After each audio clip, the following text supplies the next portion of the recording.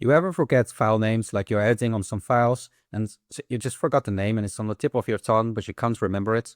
Well, in Vim, you can actually see a history of your files. If you press escape, all files, and press enter, it'll show you a list of all the files you've edited before. So you can quickly look up an old file you might have edited where you forgot the file name or forgot its path and so on. Now, with this command, we simply see a list. We can't actually select from it.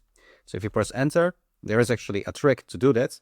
That's escape, browse, followed by old files. And then you have this list of old files where you can scroll down this list if it's longer. In this case, it's a really short list, but if you have hundreds of files, you can simply scroll through that list. And to select a file, simply press the number that's before the file name. So we have a bunch of file names here, and the numbers before indicate which file it is. For example, let's say we want to open this one. So we press 6, enter, and the file is now open.